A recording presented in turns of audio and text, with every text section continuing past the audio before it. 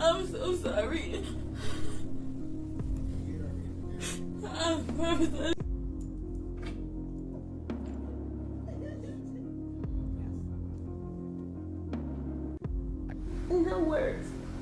No words can convey how my heart feels. Amber Pereira.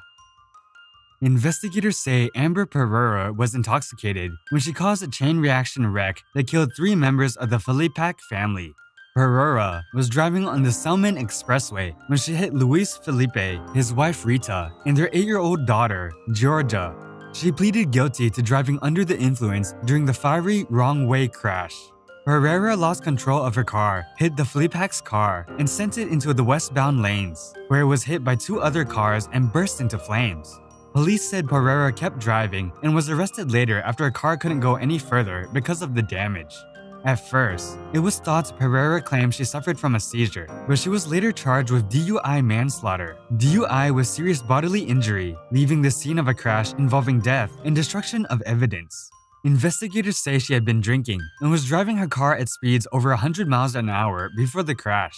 The sad case could ultimately make it safer for others traveling the same stretch of road. Pereira wiped away tears just before Circuit Court Judge Christopher Sabella sentenced the 31-year-old to 5 decades behind bars. The price for causing a fiery wreck that killed Gus, Rita, and 8-year-old Georgia Felipac. Samantha Davis. Samantha Davis was found guilty in 2019 in the deaths of 2 people who were crushed when Davis's pickup ramped an overpass and landed on their car as they drove south on Interstate 71. Davis was serving an 8-year prison sentence when the First District Court of Appeals in May 2021 threw out the convictions, finding that she was deprived of effective assistance of counsel. Davis's attorney then filed a motion for a bond hearing so she could be released from prison while she waited for a new trial. Davis was driving to her job as a server at a Sharonville restaurant. According to testimony, she was speeding in a 1995 Dodge Ram that had an underinflated rear tire she had tried to repair herself.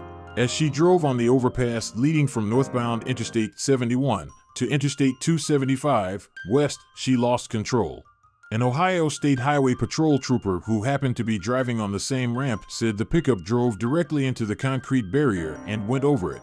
The pickup landed on a car, crushing it and killing a mother and daughter who were driving to the University of Cincinnati's graduation ceremonies.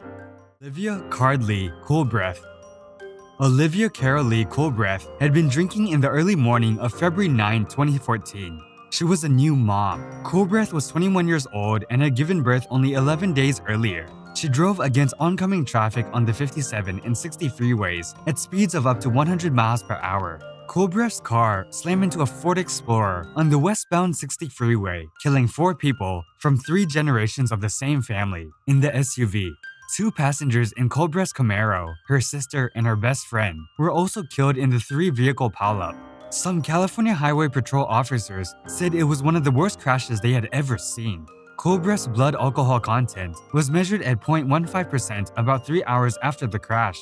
According to evidence presented at a preliminary hearing, Coolbreath had previously been arrested for DUI resulting in a collision.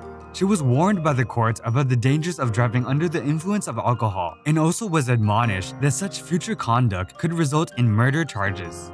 She was convicted in May after pleading to no contest to 6 counts of second-degree murder to avoid a trial that would further traumatize the grieving families of the victims. Her son, now 5 years old, had only seen his mother in jail.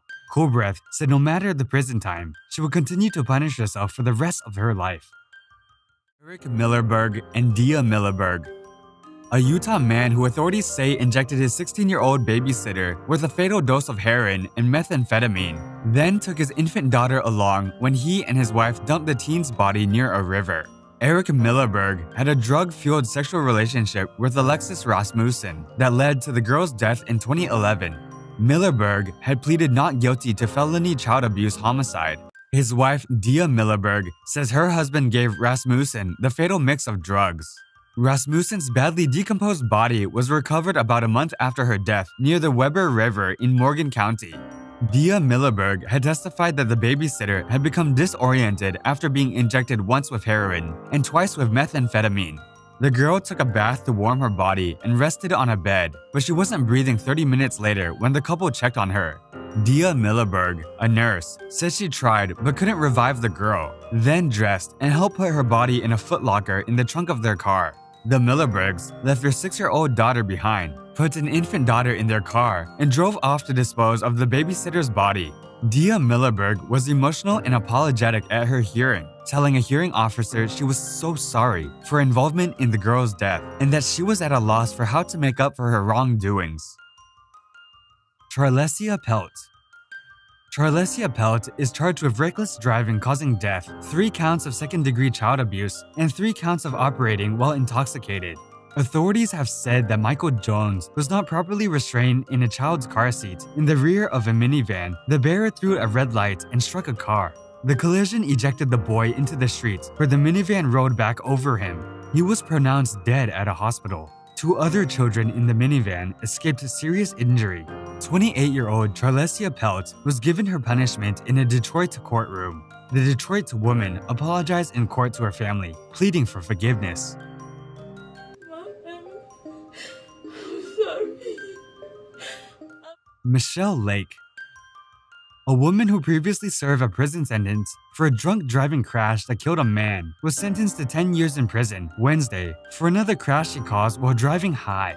Judge Patrick Dingelacker sentenced 35-year-old Michelle Lake for 1 count each of vehicular assault and aggravated vehicular assault during an emotional hearing that included testimony from Lake, the father of her child, and one of the victims. Lake was driving north on Lafayette Avenue in Westwood at about 9:32 a.m. on December 6, 2018, when she went left of center and hit an oncoming vehicle, seriously injuring the driver and a front seat passenger. Authorities found cocaine, fentanyl, and methadone in Lake's system at the time, and her driver license has been suspended after her 2006 drunk driving crash that killed a passenger in her car.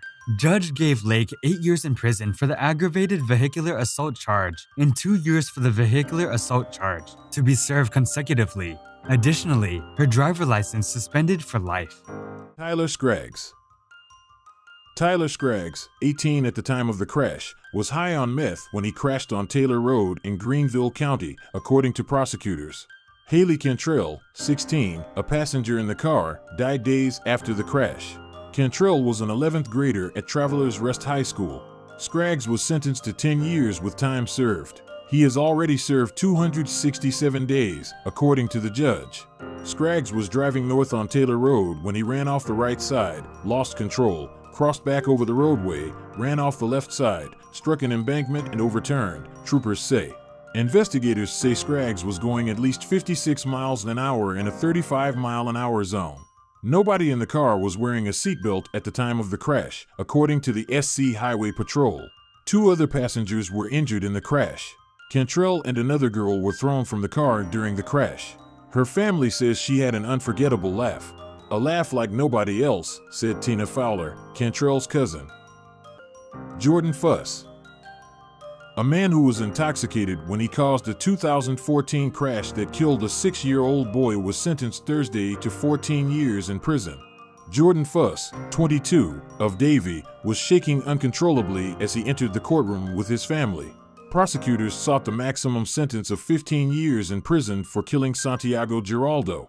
Fuss' attorney argued for a reduced sentence, claiming that his client is so remorseful that he's contemplated suicide. The Giraldo family cried in court while the defense argued for a lighter sentence. Fuss apologized to the family during his testimony. "I'm so sorry," he said. "I wish it was me." Fuss' attorney said he knew that his client was going to prison, but he asked the judge to show mercy. "I would give my life if it meant bringing him back," Fuss said. However, prosecutors said that Fuss admitted to using alcohol and smoking marijuana since the crash. Fuss, who was 19 at the time of the crash, was traveling more than 90 mph on Sterling Road when he crashed his 2004 Infiniti G35 into another vehicle at Davie Road just before midnight on October 3, 2014. Police said Fuss had a blood alcohol level of 0.21%. The state legal limit is 0.08%. Fuss said he was drinking Captain Morgan rum before the crash. It was his 21-year-old friend, who was a passenger in his car, who bought it for him. Santiago's father took the stand and looked directly at Fuss when he said that he will never forgive him. Fuss had one last tearful message to loved ones while being fingerprinted. I love you guys so much. That was it for today's video. If you want to see more videos like this, subscribe to our channel and hit the like button.